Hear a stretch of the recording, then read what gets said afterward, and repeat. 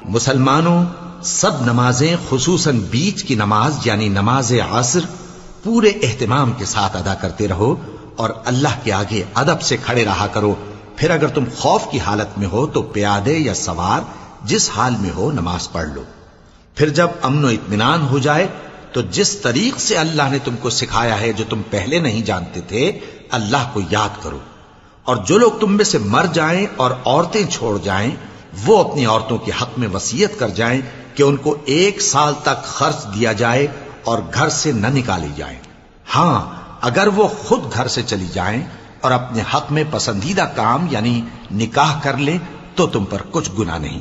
اور اللہ زبردست ہے، حکمت والا ہے. اور مطلقہ عورتوں کو بھی دستور کے مطابق نان و نفقہ دینا چاہیے. پرہیزگاروں پر یہ بھی حق ہے. اسی طرح اللہ اپنے احکام تمہارے لیے بیان فرماتا ہے تاکہ تم سمجھو. بھلا تم نے ان لوگوں کو نہیں دیکھا جو شمار میں ہزاروں ہی تھے اور موت کے ڈر سے اپنے گھروں سے نکل بھاگے تھے؟ تو اللہ نے ان کو حکم دیا کہ مر جاؤ، پھر ان کو زندہ بھی کر دیا. کچھ شک نہیں کہ اللہ لوگوں پر مہربانی رکھتا ہے، لیکن اکثر لوگ شکر نہیں کرتے. اور مسلمانوں، اللہ کی راہ میں جہاد کرو اور جان رکھو کہ اللہ سب کچھ سنتا ہے، سب کچھ جانتا ہے. کون ہے کہ اللہ کو قرض حسنہ دے کہ وہ اس کے بدلے اس کو کئی گنا زیادہ دے گا؟ اور اللہ ہی روزی کو تنگ کرتا اور وہی اسے کشادہ کرتا ہے، اور تم اسی کی طرف لوٹ کر جاؤ گے.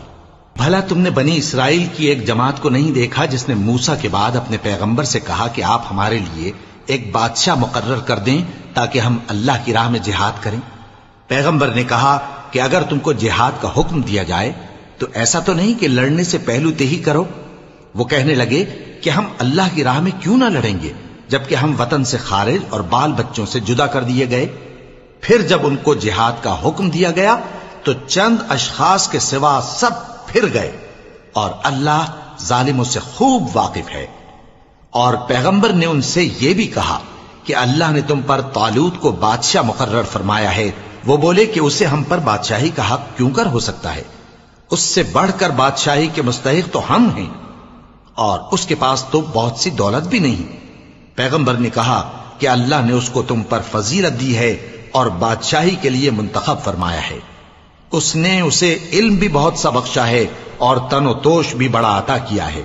اور اللہ کو اختیار ہے جسے چاہے بادشاہی بخشے، وہ بڑا کشائش والا ہے